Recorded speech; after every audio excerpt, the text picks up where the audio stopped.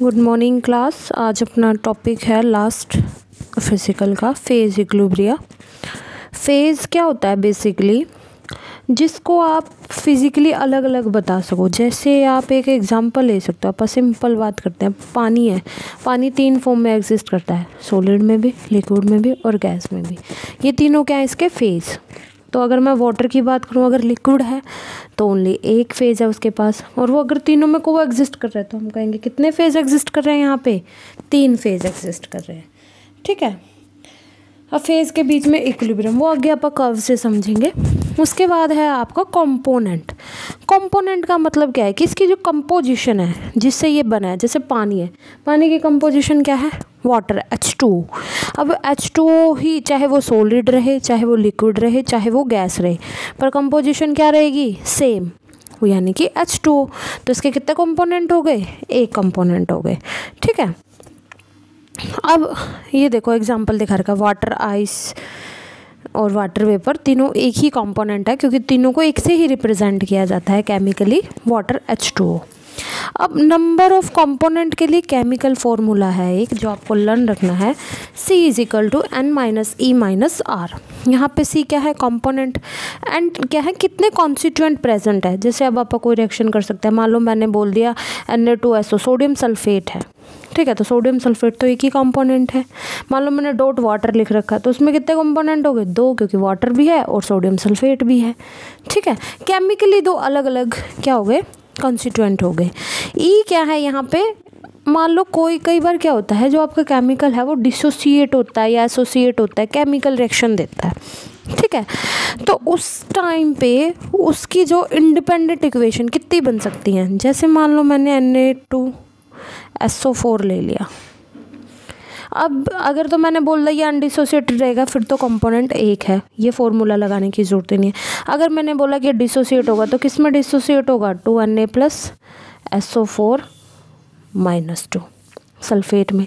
अब इसमें कितने इक्वेशन पॉसिबल है, एक ही इक्वेशन बनेगी, और तो कोई इक्वेशन बनती नहीं, और तो कोई किसी फॉर्म में ये क्या नहीं होगा, रिप्रेजेंट नहीं होगा। तो इसमें ई की वैल्यू कितनी हो गई, 1 हो गई।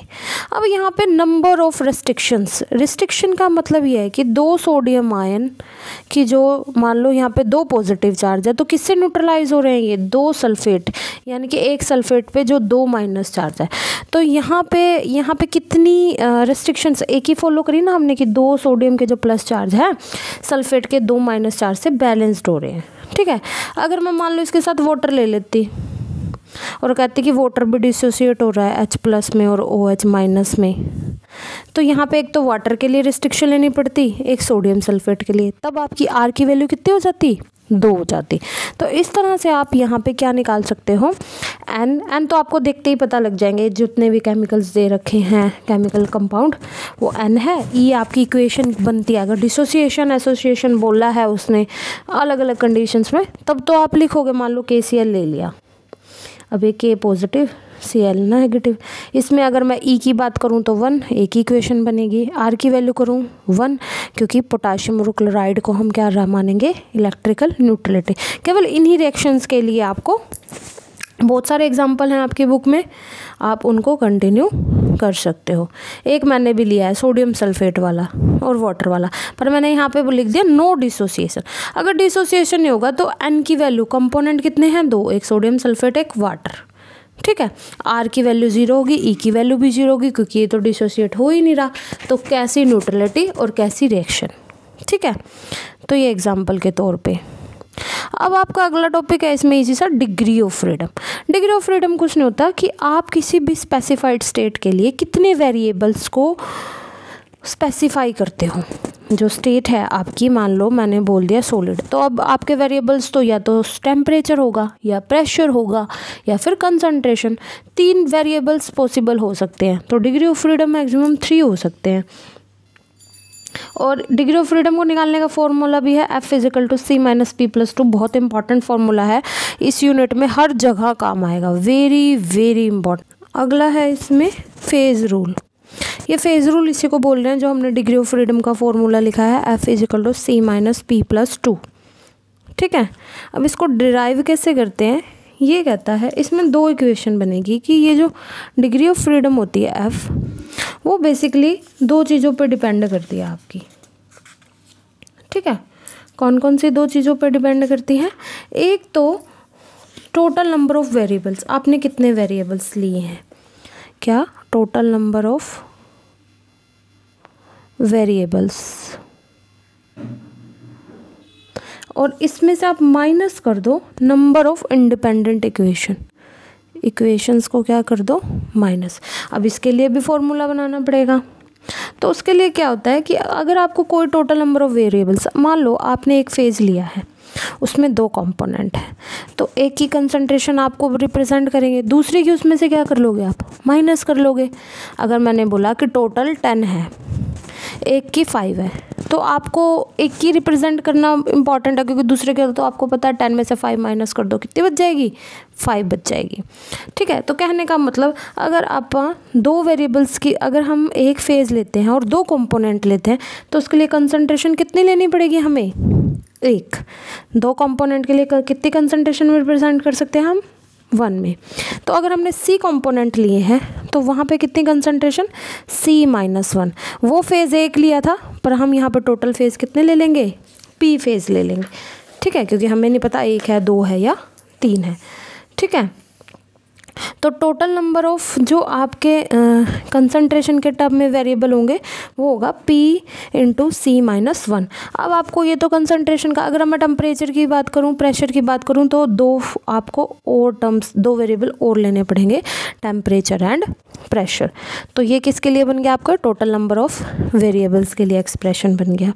उसके बाद जो आपका बन रहा है इसमें सेकंड है, ये कह रहा है कि अगर हम कोई आयत कंपोनेंट एक दो तीन फेजेस में हम आइडेंटिकली, अब हमें इक्वेशंस की बात करनी है, और तीनों फेज मान लो मैंने ले लिया, सॉलिड, लिक्विड, गैस, तीनों इक्विलिब्रियम में, तो उनका जो केमिकल पोटेंशियल होगा μI = μ2 μ3, ये तीनों इक्वलेंट है।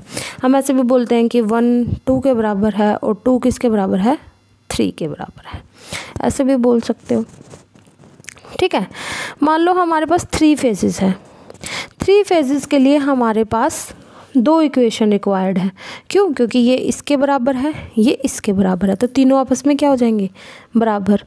ठीक है, 3 के लिए अगर 2 चाहिए, जैसे वहाँ पे कंसंट्रेशन में 2 के लिए 1 चाहिए थी, यहाँ पे 3 के लिए 2 चाहिए, तो अगर टोटल P फेज़ के लिए चाहिए, तो हमने यहाँ पे 3 फेज़ माने तो जितने फेज़ है उसमें से 1 माइनस कर दो। ठीक है, और मान लो हमने जो इंडिपेंडेंट इक्वेशन है वो इसमें जो कंपोनेंट है वो कितने प्रेजेंट है, C प्रेजेंट है, तो ये एक्सप्रेशन हमारा किसके लिए आ गया, सेकंड इक्वेशन आ गई। पहली क्या बनी थी हमारी, P × C-1 + 2, ये वेरिएबल्स के लिए बनी थी, और ये हमारी किसके लिए बनी है आपकी, ये दो यहाँ पे इक्वेशन नंबर है। ठीक है, तो एक ये बन गई, एक ये बन गई, दोनों को क्या कर दो, पुट कर दो इनिशियल वाले में, तो आपका क्या आ जाएगा, फेज़ रूल आ जाएगा। ठीक है, इजी सा है, कोई ज़्यादा बड़ी बात नहीं है। फेज़ डायग्राम, अब फेज़ डायग्राम हम एक कंपोनेंट के लिए पहले पढ़ेंगे। 1 कंपोनेंट का मतलब क्या है, C की वैल्यू 1 है, वाटर सिस्टम है। अगर मैं डिग्री ऑफ फ्रीडम की बात करूं, F = C-P + 2 फॉर्मूला आया है हमारे पास। कंपोनेंट 1 है, फेज़ वाटर के 3 होते हैं, +2, क्या आ जाएंगे डिग्री ऑफ फ्रीडम यहाँ पे, इसके लिए निकालो। अगर आप सिंपल ओवरऑल के लिए ही निकालते हैं, सिंपल सी बात है, अलग अलग केस बनाएंगे, 1 फेज़ है, 2 फेज़ है, 3 फेज़ है। 3 फेज़ के लिए यहाँ पे F की वैल्यू कितनी आ जाएगी, कंपोनेंट कितने हो जाएंगे 3 फेज़ के लिए, P की वैल्यू 3 रखो। तो यहाँ पे अगर हम वेरिएबल की बात ना करें, 1 कंपोनेंट के लिए अगर आप यहाँ पे एक तरीके से और भी कर सकते हो, इसको सिंपल बना लो पहले। F = C-P + 2, C हमने फिक्स कर दिया 1 है।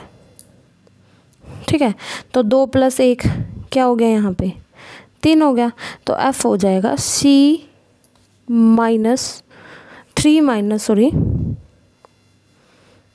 P। ठीक है, 2 और 1 3 हो जाएगा। अब 3 माइनस पी में फेज़ 1 होगा तो एफ़ की वैल्यू 2 हो जाएगी अगर पी की वैल्यू 1 है, और यहाँ पे 1 हो जाएगी। अगर पी की वैल्यू 3 है तो यहाँ पे एफ़ की वैल्यू कितनी हो जाएगी, 0 हो जाएगी। ठीक है, कोई वेरिएबल वहाँ पे एग्जिस्ट नहीं करेगा। अब इस डायग्राम को देखो ध्यान से, ये कर्व है हमारी, इसी को समझना है, बस काम की चीज़ यही है। इसमें देखो क्या दिख रही है आपको, 3 तो कर्व्स दिख रही हैं, एक OA, OC और OB दिख रही है, OA, OB और OC। और आपको इसमें एक कर्व दिख रही है डॉटेड वाली, OA डैश वाली। ठीक है, मेटास्टेबल इक्विलिब्रियम बोलते हैं इसको। 3 एरिया दिख रहे हैं, एक एरिया ये है, ठीक है, एक एरिया ये है और एक एरिया ये है। 3 इसमें क्या है, एरिया है। 3 इसमें क्या है, एरिया है। ठीक है बात। उसके बाद एक पॉइंट है O, ये वाला very very important point. O point जो है ये इसका ट्रिपल पॉइंट है। ये चीज़ें आपको पहले लिखनी है एग्ज़ाम में, कर्व ड्रॉ करनी है। जितनी चीज़ें इसमें से याद रहें, जैसे पहली कर्व का नाम, जैसे जैसे आप ग्राफ पढ़ोगे ना आप अपने आप ही इसको ड्रॉ कर दोगे। पहली कर्व का नाम है सब्लिमेशन कर्व, जो OB कर्व है, दिख रही होगी आपको ये वाली। दूसरी कर्व का नाम है ये OA वाली, वेपर प्रेशर कर्व। तीसरी वाली ये देखो OC कर्व, ये वाली। ठीक है, तो ये 3 कर्व्स हैं, इसमें एरिया है। ये याद रखना, एरिया में जो AOC है उसमें केवल वाटर है, जो आपका BOC है केवल सॉलिड है, और जो आपका ये जो नीचे वाला एरिया है वो क्या है, केवल आपका जो तीसरा एरिया है एक AOC, एक AOB और एक BOC। ठीक है, ये जो AOC हो गया, AOB हो गया, AOB हो गया, और एक आपका क्या हो गया, BOC। ठीक है, 3 एरियाज़ हैं, एक में सॉलिड मिलेगा, एक में लिक्विड मिलेगा और एक में क्या मिलेगा, वाटर मिलेगा। ठीक है, नीचे वाला, इधर वाला, इधर वाला, 3 एरियाज़ हैं। अब बात आ रही है इसके अंदर आपकी, अब इन कर्व से क्या मतलब है। अब जैसे कर्व OA है, इसको बोलते हैं वेपर प्रेशर कर्व। ठीक है, OA कर्व कौन सी, ये वाली, सबसे पहले ये बोलते हैं वेपर प्रेशर कर्व। इसमें क्या है, जनरली आपका जो वाटर है और वेपर है, एक वाटर है क्योंकि यहाँ लिक्विड है और यहाँ आपके वेपर्स हैं, यहाँ लिक्विड है यहाँ वेपर्स है, ये दोनों इक्विलिब्रियम में है। ठीक है, ये दोनों इक्विलिब्रियम है और ये 2 फेज़ यहाँ पे एग्जिस्ट करते हैं। और जो कर्व O है वो क्या बता रहा है कि जो द फ्रीजिंग पॉइंट है वाटर का, वो A पे जाके क्या हो रहा है, ख़त्म हो रहा है। ठीक है, A इसका क्रिटिकल टेम्परेचर है जहाँ पे इसका फ्रीजिंग जो है ख़त्म हो रहा है। उसके बाद अगर मैं इसकी F की वैल्यू निकालूँ, F की वैल्यू यहाँ पे C की वैल्यू 1 है, फेज़ कितने हैं यहाँ पे 2 है, तो F इज इक्वल टू 1 - 2 + 2, तो यहाँ पर डिग्री ऑफ फ्रीडम 1 है। वेरिएबल यहाँ पे केवल क्या है, एक ही मिलेगा आपको, वो टेम्परेचर है। ठीक है, प्रेशर यहाँ पे हम क्या कर देते हैं, एक बार आप प्रेशर फिक्स कर सकते हो, एक बार आप टेम्परेचर फिक्स कर सकते हो, वो अलग अलग कंडीशंस पे अलग अलग चीज़ आएगी। ठीक है, अगला है इसका जो दूसरा है आपका डायग्राम, दूसरी जो कर्व है OA नीचे वाली जो जा रही है, ये मेटास्टेबल कर्व है, ये वाली। ये जो कर्व है सुपर कूल्ड वाटर को दिखा रहे हैं। ये कह रहा है कि जो कर्व OA है वो रैपिडली कूल्ड हो जाती है। ठीक है, कि ट्रिपल पॉइंट पे आपको आइस दिखे ना दिखे, बस हमारा जब हम OA पे ले आएंगे इसको, इतना प्रेशर इसका कम कर देंगे कि ये OA डैश पे आ जाए, तो यहाँ पे ये सुपर कूल्ड वाटर की फॉर्म में, अगर हमने इसमें बर्फ़ भी डाली थोड़ी सी तो ये कैसा रहेगा, बर्फ़ की फॉर्म में रहेगा। ठीक है, तो ये सुपर कोल्ड कर्व होगी। OA भी ये सब्लिमेशन कर्व होगी। यहाँ पे आपका किस किस के बीच में इक्विलिब्रियम है, आइस और वेपर के बीच में। यही चीज़ें लिखनी है, F की वैल्यू निकालनी है, बताना है ये क्या है। OC क्या है, मेल्टिंग पॉइंट कर्व। यहाँ पे किस किस के बीच में इक्विलिब्रियम है, लिक्विड के और आइस के। ठीक है, ये रहा लिक्विड, और O आपका ट्रिपल पॉइंट है। OACOB का यहाँ पे अगर आप निकालोगे एरिया का, एरिया में एक ही फेज एग्जिस्ट कर रहा है, तो यहाँ पे 2 डिग्री ऑफ फ्रीडम निकलेंगे। ठीक है, ट्रिपल पॉइंट वो पॉइंट है जहाँ पे आपके तीनों फेज को एग्जिस्ट करते हैं, तीनों फेज क्या करते हैं, को एग्जिस्ट करते हैं।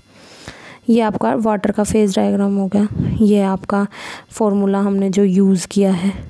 सल्फ़र सिस्टम, सल्फ़र का थोड़ा कॉम्प्लेक्स है पर पूछ लेता है कई बार। इसमें आपको ये याद रखना है कि सल्फ़र 4 फॉर्म में एग्जिस्ट रहता है, रोम्बिक, मोनोक्लिनिक, दोनों सॉलिड फॉर्म है, लिक्विड और वेपर्स।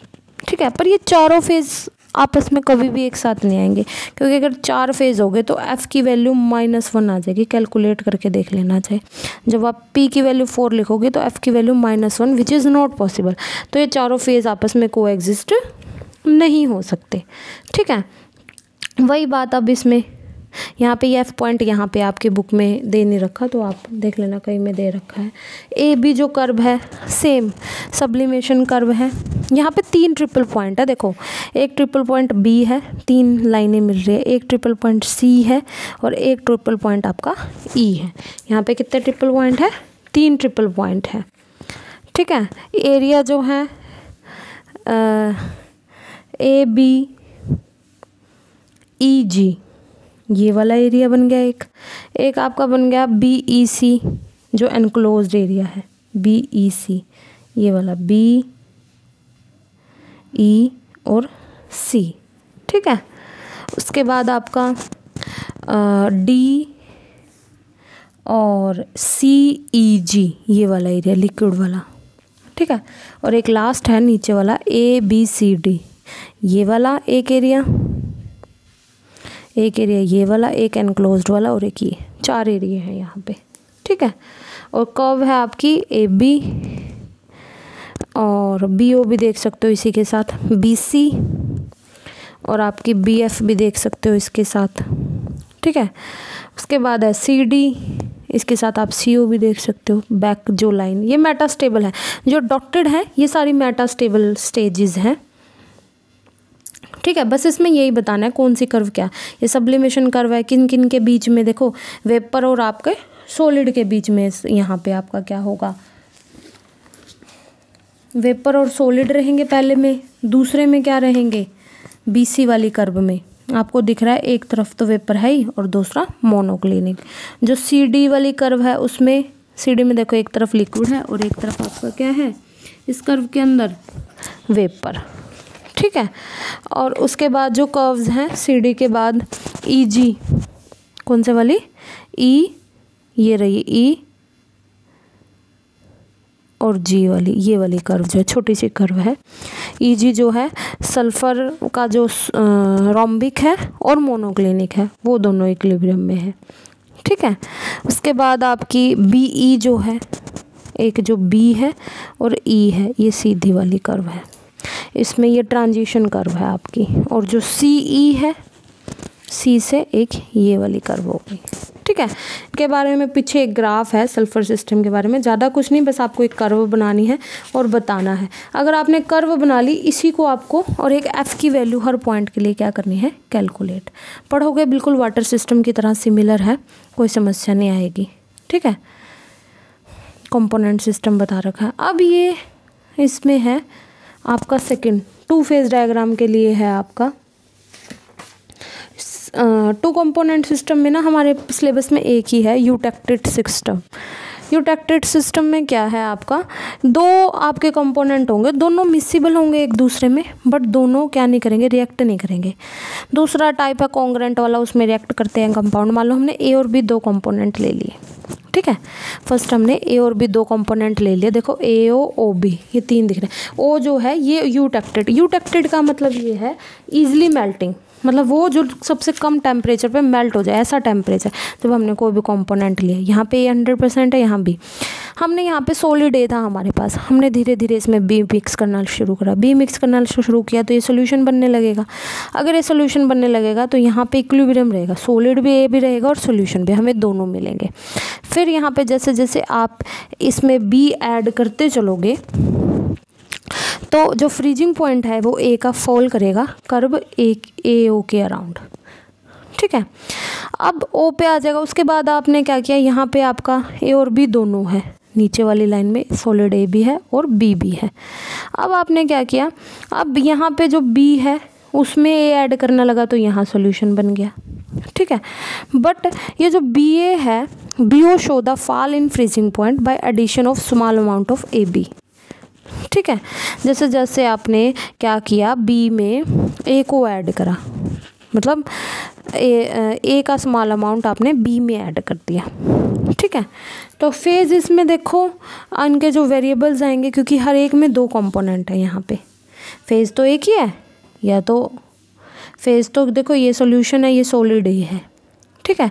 फेज तो आपका एक ही एग्जिस्ट कर रहा है पॉइंट के ऊपर, एरिया के अंदर नहीं, ये तो एरिया हो गया पॉइंट के अंदर। यहाँ पे आप एफ की वैल्यू निकाल सकते हो, ठीक है। उसके बाद आपका वही दिखाइए, कूलिंग कर्व में कुछ नहीं, ए से बी कूलिंग स्टार्ट हो जाती है, बी पे फ्रीजिंग ऑफ लिक्विड सॉल्यूशन जो है कूल करते हैं हम, कूलिंग शुरू करेंगे तो ए से बी कूलिंग होएगी, और जैसे ही बी पॉइंट आएगा 1 कंपोनेंट फ्रीज होना स्टार्ट हो जाएगा। सी पे यूटेक्टेड पॉइंट आ जाएगा, यूटेक्टेड मतलब ए और बी दोनों सॉलिडिफाइड है, ये कम मेल्टिंग पॉइंट पे आपके क्या होने लगेंगे, मेल्ट। सी से डी फिर क्या हो जाएगी, फ्रीजिंग कंप्लीट हो जाएगी जब सी से डी, और फिर आपकी जो कूलिंग है वो सॉलिड की क्या हो जाएगी, स्टार्ट। इसमें ये मानना पड़ेगा कि एक का ज़्यादा है आपका फ्रीजिंग पॉइंट, एक का कम, जिसका आप मानोगे उसी की पहले दिखा दो, ठीक है। लेड सिल्वर सिस्टम बिल्कुल सिमिलर है, हमने लेड और सिल्वर का एक अलॉय होता है उसको लिया है, उसमें भी ये देखो हमारा पहला सॉलिड एजी है और सॉल्यूशन है, फिर यूटेक्टेड पॉइंट आ गया, फिर सिमिलरली आपका यहाँ पे सॉलिड लेड है और सॉल्यूशन है, ठीक है। इसी के बेसिस पे इसकी एक एप्लीकेशन है। एप्लीकेशन क्या कहती है आपकी, कि ये जो अगर आपने ये लाइन ड्रॉ कर रखी है ए से, ये वाली जो लाइन ड्रॉ कर रखी है, इसके बेसिस पे इसकी एक एप्लीकेशंस है लेड सिल्वर पैटिसन प्रोसेस बोलते हैं इसको, डिसिल्वराइजेशन ऑफ लेड। इसमें बेसिकली हम क्या करते हैं, सिल्वर की मात्रा बढ़ाते हैं। बढ़ाते कैसे हैं, हम क्या करते हैं, जो लिक्विड सोल्यूशन है पॉइंट ए पे, ये रहा पॉइंट ए, यहाँ से इसको कूल करना शुरू करते हैं, टेम्परेचर डाउन करते हैं, ठीक है। तो ये जो लिक्विड है मेल्ट होने लगेगा ए बी के अलोंग, किसके अलोंग मेल्ट होने लगेगा, ए से बी की ओर। ये बी, ये रहा पॉइंट, ये रहा दिखा रखा है इसके अंदर, ये रहा बी पॉइंट, ठीक है। ये रहा बी पॉइंट और ये रहा ए पॉइंट, ठीक है। तो बी जैसे जैसे आएगा तो लेड आपका क्या होना लग जाएगा, सॉलिड बनने लग जाएगा, क्योंकि यहाँ पे सॉलिड लेड एग्जिस्ट करता है। देखो जैसे आपका सॉलिड लेड यहाँ पे रहने लगेगा तो क्या होगा, जो सॉल्यूशन है उसके अंदर सिल्वर ज़्यादा होता रहेगा, क्योंकि लेड तो सॉलिड होता जा रहा है, उसको हम निकाल भी सकते हैं। एक पॉइंट ऐसा आएगा जो BO वाली कर्व है, जिसमें जो लेड है वो सेपरेट हो जाएगा, आप अलग कर सकते हैं उसको, क्योंकि सॉलिड हो गया लेड और हमारे पास बचा क्या, केवल सिल्वर। तो इस तरह से आप सिल्वर की जो कंसंट्रेशन है वो इंक्रीज कर सकते हो बाय दिस कर्व। तो 2 एग्जांपल हैं 2 कंपोनेंट सिस्टम में। यूटेक्टेड का तो लेड सिल्वर एक ही आपको लर्न रखना है, ये आपकी फेज इक्विलिब्रियम यूनिट, ठीक है। इजी सी है, ग्राफ में बस देखते चलना क्या है क्या नहीं, और उसके पे आप क्या करते जाओगे, इसको कंप्लीट। कोई दिक्कत तो आप पूछ लेना। Thank you so much.